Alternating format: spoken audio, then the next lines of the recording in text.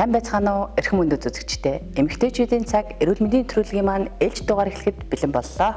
Манай өнөөдрийн дугаарын зочноор анагаах ухааны доктор, дэд профессор, анагаахын шинжилгээ ухааны үндэсний их сургуулийн, анагаах ухааны сургуулийн их барих эмэгтэйчүүд судлалын тэнхим эрхлэгч, Монгол Улсын зөвлөх цэргийн эмч, эрүүл мэндийн яамны их барих эмэгтэйчүүдийн мэрэгжлийн салбар зөвлөлийн дарга даваа цэрэнгийн мөнх цэцэг хүрэлцэн ирсэн байна. Танд бидний урилгыг хүлээн авч хүрэлцэн баярлалаа. За баярлалаа.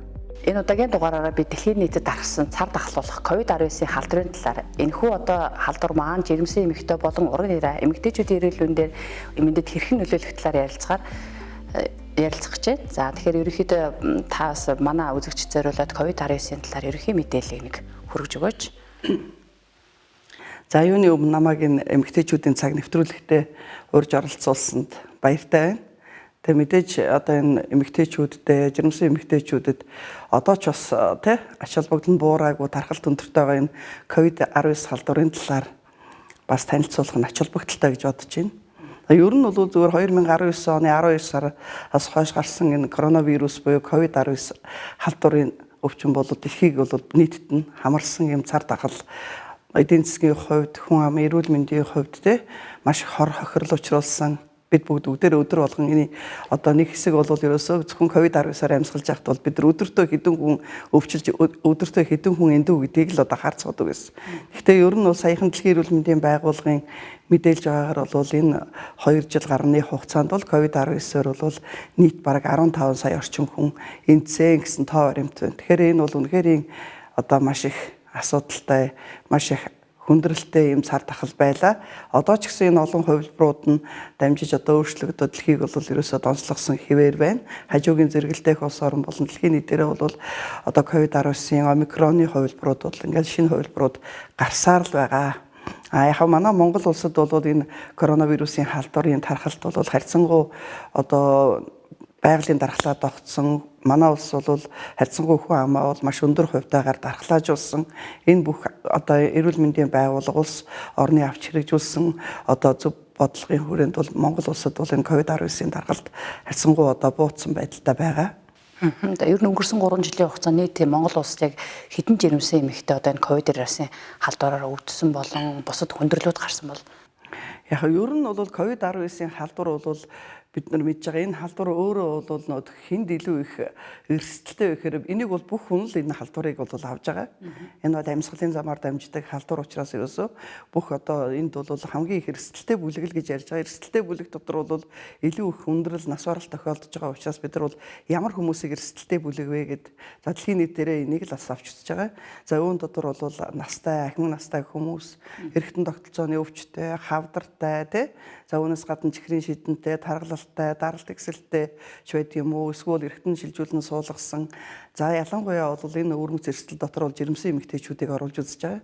Тэгээ жирэмсэн эмэгтэйчүүд гэдэг нь өөрөө бол одоо жирэмсэнтэй холбоотой бол маш олон одоо өөрчлөлтүүд, физиологийн өөрчлөлтүүд явагддаг. Тэрэн дотор бол дархлааны сулрал бол жирэмсэн эмэгтэйчүүдэд одоо хамгийн их байдаг. Дархлаа сулрах нь бол энэ халдварыг авах. За тэгээд бол энгийн хүнд жирэмсэн биш эмэгтэйчүүдтэйгээ харьцуулах юм бол халдвар авсан тохиолдолд бол хүндрэх, эрчим тэмчилгээний тасаг дэмжлүүлэх, зохиомол амьсгал хийлгэх эндх эрсдэл бол эрс их байгаа гэдэг нь бол одоо тогтоогдсон.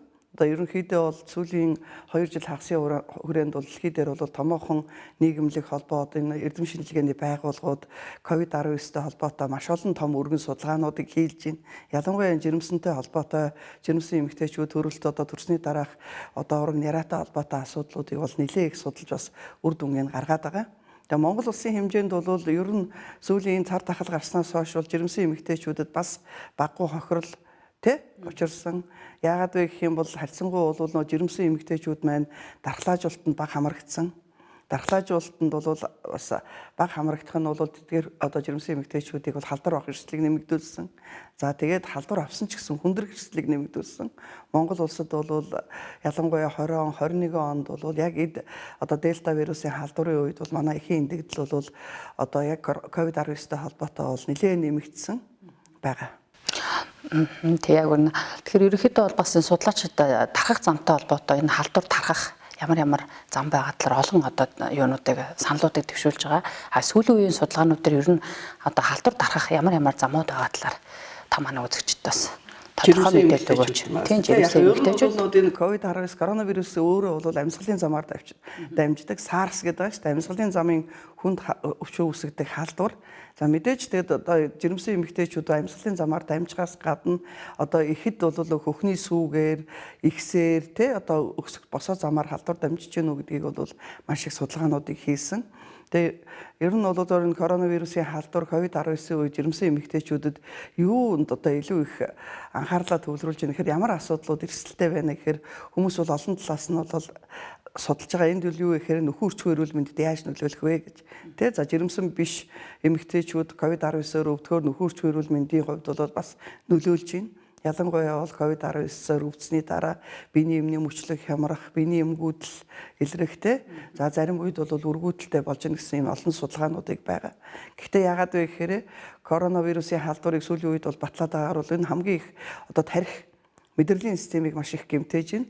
Ковидын дараах өндөрлөл дотор бол бараг эхний дугаарт нь бол деменц одоо ухааны алдагдал, Альцгеймерийн хүндрэл бол бас их тохиолдож байна гэж байна шүү дээ. Энэ байдлаас харах юм бол ялангуяа бол биений эмний мөчлөгийг зохицуулдаг гол төв бол тархинд байдаг.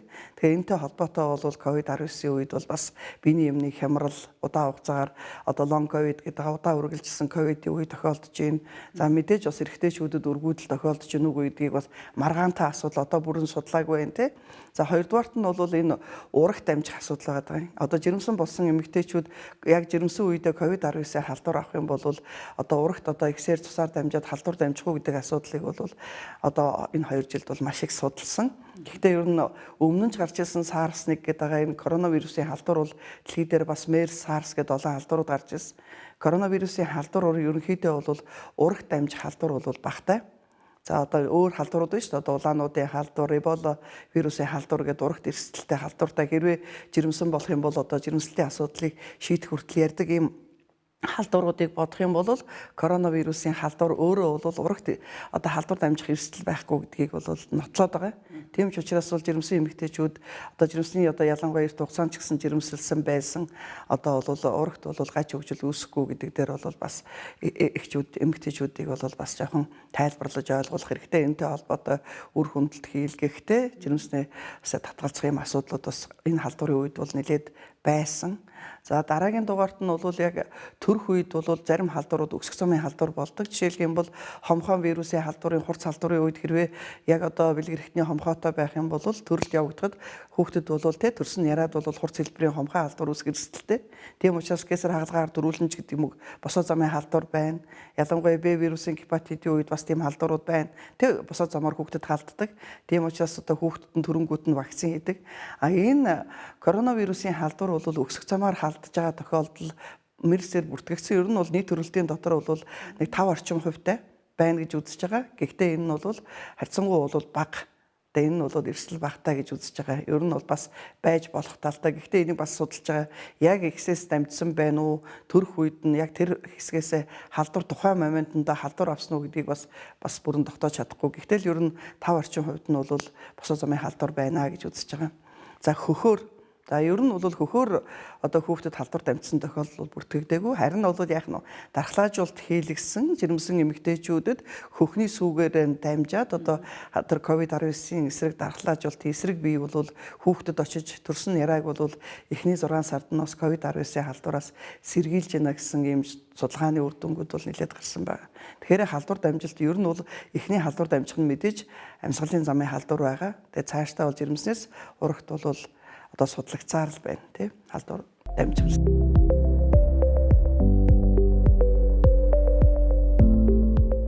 Тасаа хэллээ одоо манай жирэмсэн эмэгтэйчүүдээс халдвар авсан тохиолдол хүндэрсэн тохиолдол нэлээд олон тохиолдсон.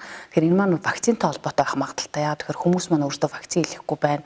Тэгэхээр ерөнхийдөө энэ вакцинтай холбоотой ээжүүд маань одоо хүү юу гэдгийг манай хүүхд одоо ургийн төрөлхөө хөгжлийн гажигтай төрчих юм болов одоо энэ ямар нэгэн эрсдэл байх талаараас нэлээх одоо айсан байдалтай байгаа учраас бас би вакцин хийхгүй байна уу гэж бодоод байна. Тэгэхээр та энэ вакцинтай холбоотой ер нь дэлхий дээр COVID-19 халдвартай холбоотой хэдэн вакцин байна? Үүнээс ер нь ургийн төрөлхөө хөгжлийн гажиг үүсэх эрсдэл нь ер нь ямар байгаа талаар судлаачд ямар санаа бодолтой байгаа л. Яг ер нь COVID-19 ер вакциныг бол хүмүүс ингэж яриад байгаа шүү дээ. Одоо антивакцины үзэлтэнгүүд маш их байна. Дэлхийн одоо глобалчлагдсан гэдгээр онлайн хэвлэл мэдээлэлээр бол ерөөсөө мэдээллийг маш амархан таардаг тий. Тэгээ альва нэг юмд эерэг сөрөг урсгалууд байна. Тэгээ вакцин бол мэдээж энэ халдварын үед бол маш богино хугацаанд судлагдаад Дэлхийн эрүүл мэндийн байгууллага маш богино хугацаанд бол төр зуур одоо авах хэмжээндээ бол яаралтайгаар вакцинжуулах асуудлыг хийж одоо нөтх нь Pfizer вакцин тий одоо энэ нанотехнологи вакцинуудыг за ер нь бол маш олон вакцинуудыг үйлдвэрлэж гаргаж одоо хэрэгэлсэн. Гэхдээ энэ вакцинуудын дотор агуулгыг нь аваад үзэх юм агууламж дотор бол угаасаа ерөөсөө ургийн одоо нөлөөлөх тийм вакцинууд байхгүй дандаа сулруулсан вакцинууд эсвэл бол тийм амьд одоо хүнээс хүнд дамждаг тийм халдвараар хийгдсэн вакцин байхгүй альж вакцин. Тэгээд дэлхийд зөвшөөрөгдсөн нэлээ одоо бараг 10 төрлийн вакцин байгаас манай Монгол улсад бол Sinopharm-ыг нэлээ хийсэн, AstraZeneca-г хийсэн, Sputnik те Pfizer вакцинуудыг хийж байгаа. Одоо энэ вакцинжуулалт гэдэг бол ерөнхийдөө бол дэлхийн нийтийн бараг л дэлхийн нийтийн хүн амынхаа 70% вакцинжуулах юм бол тэгээд ерөнхийдөө энэ халдвар аяндаа одоо бас буурсаар байгаа далга болно л гэж үзэж байгаа. Тэр ер нь одоо удирдлын чанартай томоогийн хэлбэрээр явагдаж магадгүй гэж хүмүүс үздэг. За энэс гадна бол дархлаажуулалттай холбоотой жирэмсэн эмэгтэйчүүдэд хийх үгүй юу гэдэг асуудал бас л энэ шин тулгаар байсан учраас эхний үедээ бол жирэмсэн эмэгтэйчүүд зөвшөөрөхгүй зөвхөн бол тэг одоо хүн амт хийжсэн шүү дээ. Насан турш хүн амт хийжсэн. Тэгээ энэ жирэмсэн эмэгтэйчүүдэд маш их эрсдэлтэй байсан. Тэгээ энэ дархлаажуулалтыг үнэхээр хийх шаардлагатай юу гэдгийг судлаад 20 оны сүүлээр бараг 21 оны ихэр гэхэд бол нийт жирэмсэн эмэгтэйчүүдийн вакцин ямар ч эрсдэлгүй. За жирэмсэн эмэгтэйчүүдийг заавал дархлаажуулалтанд хамар гэсэн удирдамжийг Дэлхийн эрүүл мэндийн байгууллага, Английн, Америкийн их барих эмэгтэйчүүдийн холбоо гэдэг томоохон холбоонуудын удирдамжинд бол энийг заавал хэрэглээ гэдэг ийм одоо заавруудыг өгсөн. Дагуу Монгол улс ч гэсэн 21 онд бол дархлаажуулалтанд хамруулж эхэлсэн. Гэхдээ бол хүмүүс бол энэ дархлаажуулалт гэдгээс бол юунд их айж имэж бас хэлэхгүй нэхээрээ нөө энэ хэвлэл мэдээллийн ташаа ойлголтууд байна те дархлаажуулалт хэлэхээр урагт гаж хөгжил үүсгдэг юм байна гэдэг хамгийн гол асуудал нь л урагт нөлөөлнө те гэдэг асуудлаар бол жоохон хийлгэлт муутай байсан. Гэхдээ юунаас хамаарч ийм гэхээр тухайн ихэд болон гэр бүлийнхэнд хэр зэрэг сайн зөвлөгөө өгсөн бэ гэдгээс энэ дархлаажуулалт маш чухал. Тэгэхээр бид нар энэ жирэмсэн эмэгтэйчүүдэд дархлаажуулалт хийхин тулд маш их олон хэвлэл мэдээллээр сургалт сурчлагыг хийсэн эмч нарт те одоо иргэдэд ингээд хийсний үр дүнд яг дархлаажуулсан. Гэхдээ дэлхийн төвшөнд ч гэсэн манай төвшөнд ойролцоо ер нь бол нийт жирэмсэн эмэгтэйчүүдийн нэг 30 орчим хувь нь дархлаажуулалтанд хамрагдсан. За тэгээд яг дархлаажуулалтанд хамрагдаагүй жирэмсэн эмэгтэйчүүдийг судлаад үзэхээр ерөөсөө тэр ургийн гаж хөгжил үүсэх эрсдэл, зулбах эрсдэл, амьгүй болох эрсдлүүд бол ерөөсөө ялгаагүй. Тэр нийт хүн амын дунд одоо вакцин хийлгээгүй хүмүүстэй ялгаа байхгүй байгаа учраас энд бол ерөөсөө айх хэрэггүй гэж үзэж байгаа. Гэхдээ одоо ч гэсэн дархлаажуулалтын ач холбогдол бол буураагүй байна. Одоо бид нар яриад байгаа ш одоо бол дэлхий дээр бол омикроны BA2 хувилбар BA2-ын 12-ийн 1 гэдэг Америк, Англид бол энэ хувилбарууд маш их хурдтай тархаж байна. Цаашдаа бол 4-5 дугаар хувилбар тархах магадaltaй байна гэж ийм үед бол тунгаар бол нөтх нэг сэдэх тунгаар нь дархлаажуулалтыг жирэмсэн эмэгтэйчүүдэд хийх юм бол хүндрэл 40%-аар багасна. Ялангуяа хүндрэл бол эрс багасна. Энэс гадна бол энэ вакцин хийлгэснээрээ одоо ковидын дараах удаан үргэлжлэх лонг ковид гэдэг имийг бас 40% нь бол нөгөөт хэвийн хийлгээгүй хүнтэй харьцуулах юм бол хамаагүй бага байна гэж үзэж байгаа. Тэгээ дархлаажуулалт бол үнэхээр хэрэгцээтэй. Ялангуяа сүүлийн үед ингээд үзүүлж байгаа эмэгтэйчүүд ингээд хараад хахад маш их юмыг мартамхаа болоод байна.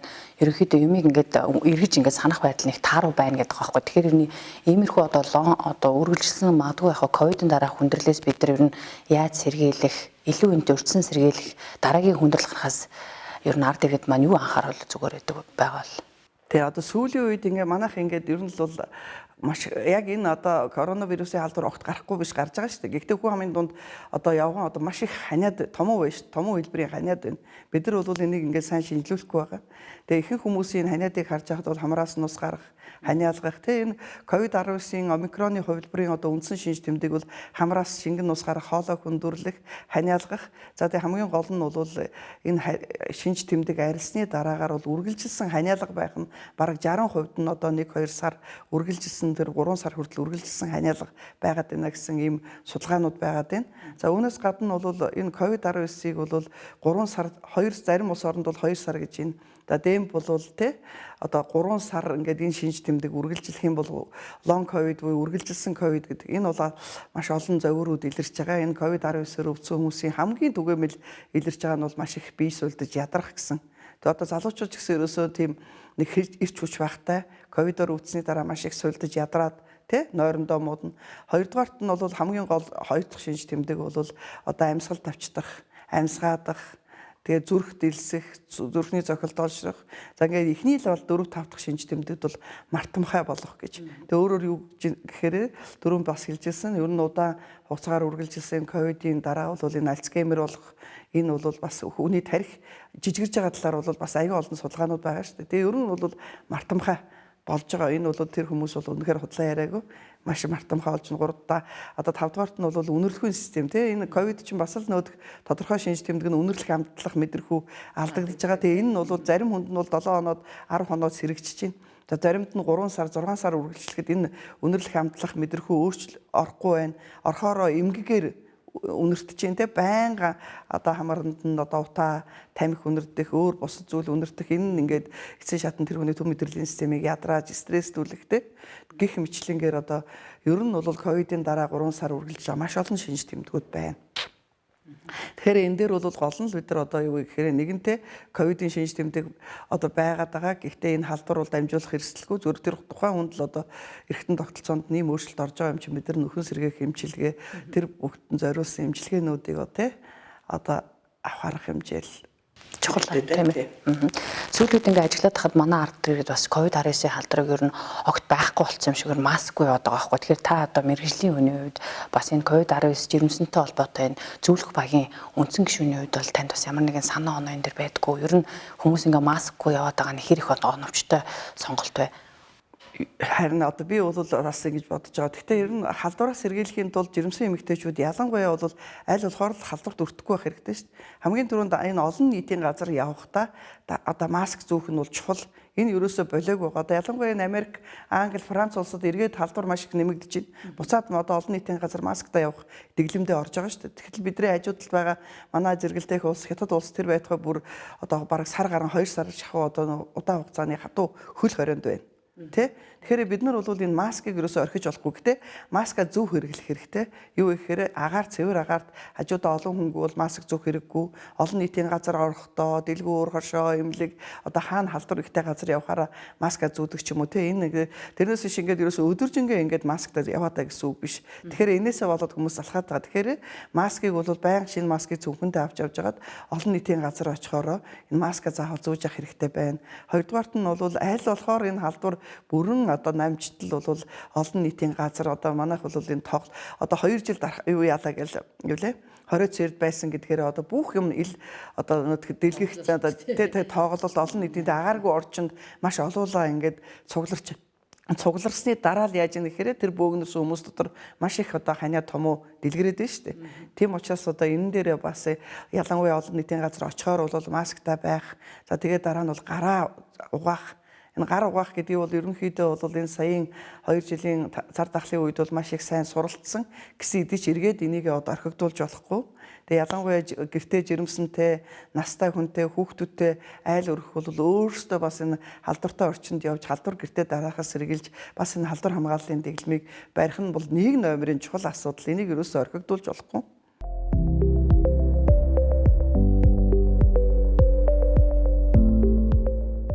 За баярлалаа танд маш одоо хэрэгцээтэй мэдээллийг манай үзэгчид хүргэж байна. Тэгэхээр ерөнхийдөө бол одоо COVID-19-ийн халдварын чиг хандлага ямар байна?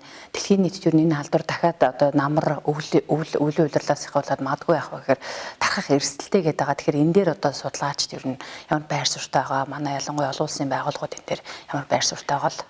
Бид нар чинь бүгдээрээ л эмч хүмүүс дэлхийн одоо байдал ямар байна гэдгийг өдөр тутам харж байгаа шүү дээ. Тэгэл яг өдөр тутам ингээл хараад байхад бол одоо энэ тархалт бол нэг өсөөл, нэг буурж байгаа, бүсчлээл те. Одоо ялангуяа одоо энэ баруун Европ, Америк гэдэрт бол энэ халдвар маш хурцтай нэг тархаал нэг багасаад байгаа. За дэлхийн эрүүл мэндийн байгууллага сая манай эрүүл мэндийн яамны одоо нэг эрдэм шинжилгээ хариуцсан нэг мэрэгчлэний өгсөн мэдээлэл зэрэгс харах юм бол энэ одоо 7-8 сар мард бол энэ омикроны дараагийн хувилбарууд бол арай жоохон хүнд явцтай хувилбарууд бол хурдтайгаар тархах магадaltaй гэж байна. Ер нь омикрон энэ COVID-19 коронавирусын хувилбарууд нь улам ингээ олон хувилбар болоод маш богино хугацаанд хувилбар байгаад байгаа шүү. Энэ хувилбар нь бол яг зөвхөн нүд хүнд хөнгөний хувьд харьцангуй хөнгөн гэж байгаа боловч маш хурдтай тархаж байгаа. Тэгээд ингээд бас судлаачдын үзээд байгаагаар хөнгөн явцтай явсан хүмүүс дархлаа муу тогтдог, амархан ойрхон өвдөж байна. За мэдээж энэ бол бас тийм л байх л да. Яг гэвэл хөнгөн өвдөхөр хүний дархлаа сул ажилдаг. Тэгэл ингээл нэг тогтсон болоод богинохон хугацаанд маш нэлээд хүнд хэлбэрээр өвдсөн хүмүүс бол дархлааны систем бол нэлээд их ажилласан учраас дархлаа сайн тогтож байна. Одоо бол нөтх энэ тэр ийм байдалтай байгаа. Хоёрдугаарт нь бол хөнгөн хэлбэрээр өвдсөн хүмүүс лонг ковид их удаа үргэлжилж байна гэж байна. Ийм одоо бас судалгаанууд байна. Тэгэхээр бид нар бол хөнгөнч бай, хөндөж бай энэ халдварыг тусахгүй байх нь чухал.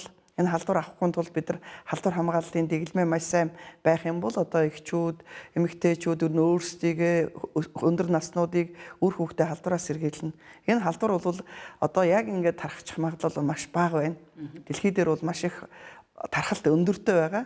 За манай улсад бол харьцангуй яг буурсан 50 амгалан байгаа ч гэсэн өнөөдөр бол дэлхийн өнцөг булан бүр рүү аялал жуулчлалаар маш их явж байна. Эргээгээ тэр халдварыг энэ давчид тараах магадлал маш их өндөртэй.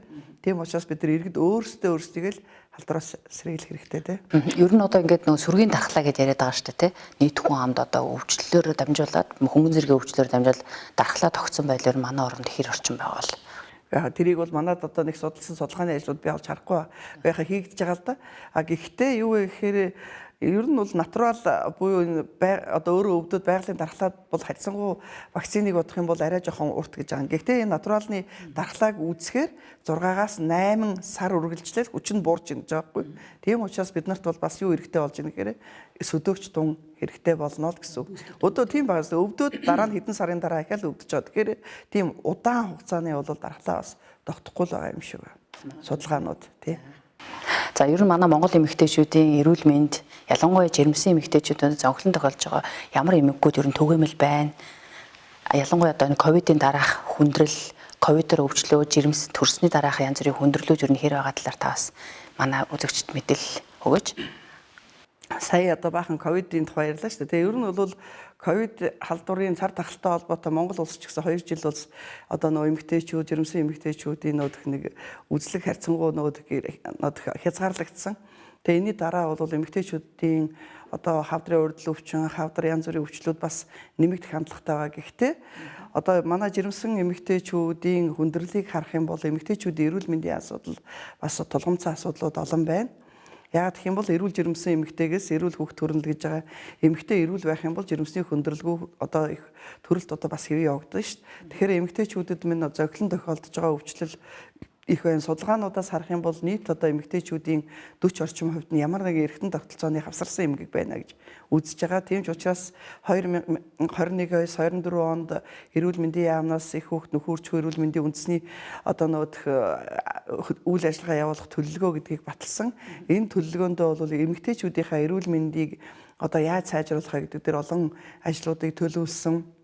Тэгээд ч одоо эрүүл мэндийн яамнаас нийт иргэдийг одоо өвчлөлөөс урьдчилан сэргийлэхийн тулд одоо дэлгэрүүлэг шинжилгээнд хамруулах кампанит үйл ажиллагаа явагдаж байна. За тэгээ эмэгтэйчүүдийн өвчлөл дотор бол миний хувьд бол сэтгэл зовоож байгаа асуудал бол бэлгийн замаар дамжих халдвар байна. За энэ бол ялангуяа өсвөр насны охтууд одоо нөхөрчгүй насны эмэгтэйчүүдийн дотор одоо бэлгийн замаар дамжих халдвар бол огт буурахгүй байна.